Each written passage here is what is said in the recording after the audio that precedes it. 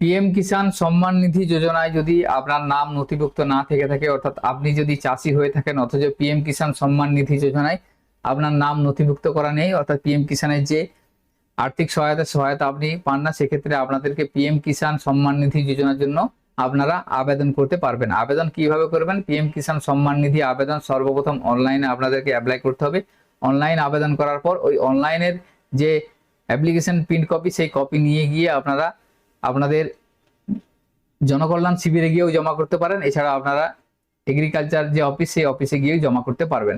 তো আজকের ভিডিওর মাধ্যমে আমি আপনাদের দেখাবো যে আপনারা পিএম কিষাণ সম্মান নিধির জন্য অনলাইনে কিভাবে অ্যাপ্লাই করবেন এবং কি কি ডকুমেন্টস লাগবে।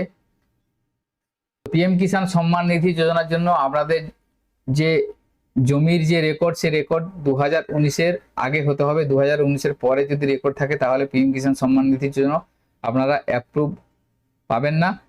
2019-এর আগে যদি হয়ে থাকে তাহলে আপনারা পিএম কিষাণ সম্মান নিধি যোজনায় সুবিধা পাবেন, এবং 2019-এর পরে কোন রেকর্ডগুলো পাবেন? যারা ধরুন ওয়ারিশ সূত্রে জায়গা পেয়েছেন, সেক্ষেত্রে 2019-এর পরে হলেও পাবে। ধরুন 2024 সালে কোনো এক ব্যক্তি তার ওয়ারিশ সূত্রে সে জায়গাটা পেয়েছে, তাহলে সেই ব্যক্তি পিএম কিষাণ সম্মান নিধির জন্য আবেদন করতে পারবেন। কিন্তু 2019-এর পর, যেমন 20, 22, 24 এই সময় যদি কোনো ব্যক্তি দানপত্র বা সেল ডিড করে বা ক্রয় করে আপনারা জায়গাটা কিনেছেন, দিয়ে নিজের নামে করেছেন, তাহলে আপনারা পিএম কিষাণ সম্মান নিধির জন্য আবেদন করতে পারবেন না। অর্থাৎ সেল বা গিফটের ক্ষেত্রে 2019-এর আগে হতে হবে, এবং যদি ওয়ারিশ সূত্রে পেয়ে থাকেন তাহলে 2019-এর পরে হলেও আপনারা আবেদন করতে পারবেন। তো আবেদন প্রসেসটা আজকের ভিডিওর মাধ্যমে স্টেপ বাই স্টেপ দেখাবো, তাই ভিডিওটি স্কিপ না করে আপনারা সম্পূর্ণ দেখবেন এবং আমাদের সাথে থাকবেন। তো সর্বপ্রথম আপনারা pmkisan.gov.in এই পোর্টালটি ওপেন করবেন। এই পোর্টাল ওপেন করার পর এখানে নিউ ফার্মার রেজিস্ট্রেশন যে অপশনটা আছে, এখানটাতে আপনারা ক্লিক করবেন। এখানে ক্লিক করার পর দেখুন এখান থেকে আপনারা ইন্টার আধার নাম্বার, এখানে আপনাদের বেনিফিশিয়ারি বা আবেদনকারীর আধার নাম্বারটা লিখে দেবেন, এবং ইন্টার মোবাইল নাম্বার, ওই আবেদনকারীর আধার কার্ডে যে মোবাইল নাম্বারটা লিঙ্ক করা আছে সেই মোবাইল নাম্বারটা এখানে লিখবেন। লেখার পর এখান থেকে স্টেট সিলেক্ট করবেন। স্টেট সিলেক্ট করার পর এই যে ক্যাপচা আছে, ক্যাপচাটা লিখে গেট ওটিপি অপশনে ক্লিক করবেন। গেট ওটিপি অপশনে ক্লিক করার পর আপনি যে মোবাইল নাম্বারটা দিলেন সেই মোবাইল নাম্বারে ওটিপি পাঠানো হবে। এখানে ইন্টার ওটিপি জায়গায় ওটিপিটা লিখবেন। লেখার পর ক্যাপচার লিখে সাবমিট অপশনে ক্লিক করবেন। সাবমিট অপশনে ক্লিক করার পর আপনাদের কাছে দুটো অপশন আসবে। একটা হচ্ছে রেজিস্ট্রেশন টাইপ, দেখুন এখানে বলা আছে ডিলে রেজিস্ট্রেশন ল্যান্ড ওনার বিফোর 1/2/2019, আরেকটা আছে রেগুলার রেজিস্ট্রেশন ল্যান্ড ওনার আফটার 1/2/2019। তো 2019-এর আগে যদি আপনার জায়গার রেজিস্ট্রেশন হয়ে থাকে তাহলে প্রথম অপশনটা সিলেক্ট করবেন, এবং যদি 2019-এর পর আপনার জায়গা রেজিস্ট্রেশন হয়ে থাকে তাহলে দ্বিতীয় অপশনটা সিলেক্ট করবেন। এরপরে গেট আধার ওটিপি, এই অপশনটাতে আপনারা ক্লিক করবেন। ক্লিক করার পর আপনার কাছে দেখুন আধার কার্ডে যে মোবাইল নাম্বারটা লিঙ্ক করা আছে সেই মোবাইল নাম্বারে একটি ওটিপি পাঠানো হবে। এখানে ওটিপির জায়গায় ওটিপিটা লিখে দেবেন। আপনারা এখানে যে ক্যাপচা আছে ক্যাপচারটা দিবেন।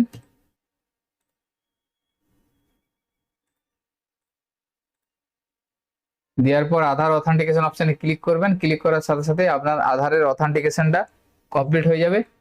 এরপরে আপনার কাছে এখানে রেজিস্ট্রেশনের ডিটেলস পেজটা এসে যাবে। এখানে দেখুন ফার্মার পার্সোনাল ডিটেলসে ফার্মারের নাম শো করে যাবে, এবং এখানে ফার্মার মাদার এবং হাজবেন্ডের নাম এখান থেকে দিতে হবে। অর্থাৎ ফার্মারের যিনি চাষি তার বাবা বা মা বা হাজবেন্ডের নাম এখানে লিখতে হবে। লেখার পর এখানে অ্যাড্রেসটা অটোমেটিক আধার থেকে এসে যাচ্ছে, পিনকোডটা এসে যাচ্ছে, মোবাইল নাম্বারটাও এসে যাবে, জেন্ডার শো করে যাচ্ছে, ডেট অফ বার্থটাও এসে যাচ্ছে। এখান থেকে ক্যাটাগরিটা আপনারা সিলেক্ট করবেন general, SC ST। Ration card নাম্বারটা এখানে লিখে দিবেন আবেদনকারী। লিখে দেওয়ার পর এখানে ফার্মার ফ্যামিলি ডিটেলস, এখান থেকে দেখুন অপশন আছে ম্যারিটাল স্ট্যাটাস। ওই আবেদনকারী যদি সিঙ্গেল হয়ে থাকে তাহলে সিঙ্গেল অপশনে টিক দিবেন, যদি আবেদনকারী বিবাহিত হয়ে থাকলে ম্যারিড অপশনে টিক দিবেন। এইভাবে ম্যারিটাল স্ট্যাটাসটা সিলেক্ট করবেন। বিবাহিত হয়ে থাকলে দেখুন তার রিলেশন অটোমেটিক ওয়াইফ সেট হয়ে যাচ্ছে, এবং এখানে স্পাউস নেম অর্থাৎ তার স্ত্রীর নাম এখানে লিখতে হবে। অর্থাৎ এখানে যে রিলেশনটা শো করছে সেই রিলেশনের ব্যক্তির নামটা এখানে লিখতে হবে, এবং স্পাউস আধার কার্ড নাম্বার, অর্থাৎ এখানে ওই রিলেটিভ যিনি, বা এখানে যেহেতু ওয়াইফ শো করছে ওয়াইফের আধার কার্ড নাম্বারটা এখানে লিখতে হবে। লেখার পর ডেমো অথেন্টিকেশন অপশনে ক্লিক করতে হবে। এরপরে নিচের দিকে দেখুন land details as per female farmer ID, এখান থেকে ল্যান্ড ডিটেলস দিতে হবে। রুরাল ফার্মার এখান থেকে টিক দিবেন যদি গ্রামাঞ্চলের হয়ে থাকে, এবং শহরাঞ্চলের হয়ে থাকলে আরবান ফার্মার রেজিস্ট্রেশনে টিক দিতে হবে। এখান থেকে স্টেটটা সিলেক্ট করা আছে, ডিস্ট্রিক্টটা এরপর সিলেক্ট করতে হবে।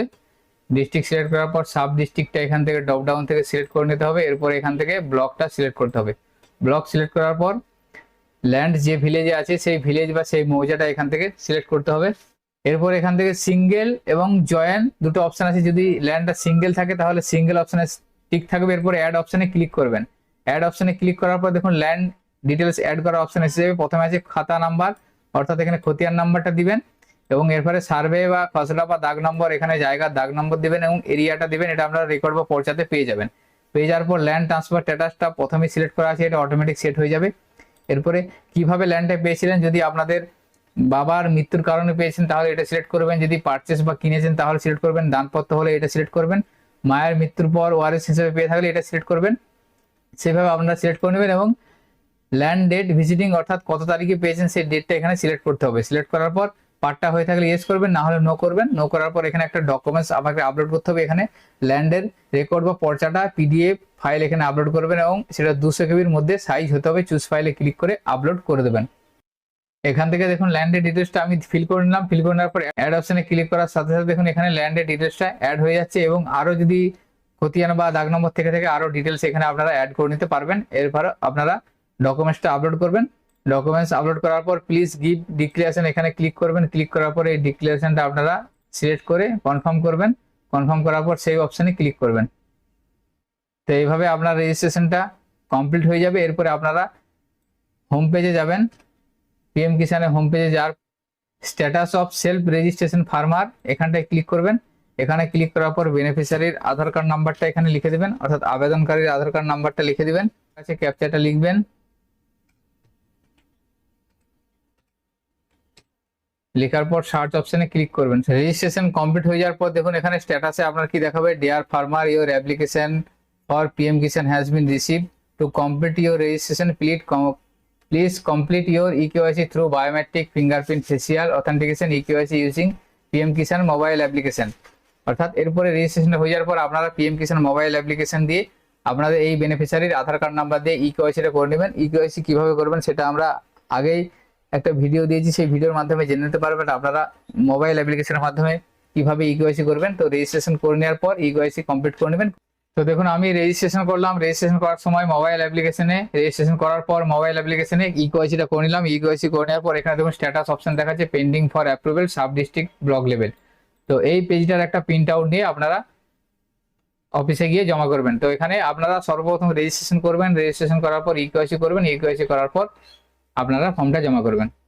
ডকুমেন্টস এবং এই প্রিন্ট আউট সহ এগ্রিকালচার অফিস অথবা দুয়ারা সরকার বা জনকল্যাণ শিবির ক্যাম্পে গিয়ে জমা করবেন। জমা করার পর আপনাদের পিএম কিষানটা অ্যাপ্রুভ হলে আপনারা পিএম কিষানের টাকা পাবেন। তো আজকের ভিডিওতে এই ইনফরমেশনটি আপনাদের সাথে শেয়ার করা ছিল। সকলের সুবিধার্থে ভিডিওটি শেয়ার করবেন। সকলে ভালো থাকবেন, সুস্থ থাকবেন। ধন্যবাদ।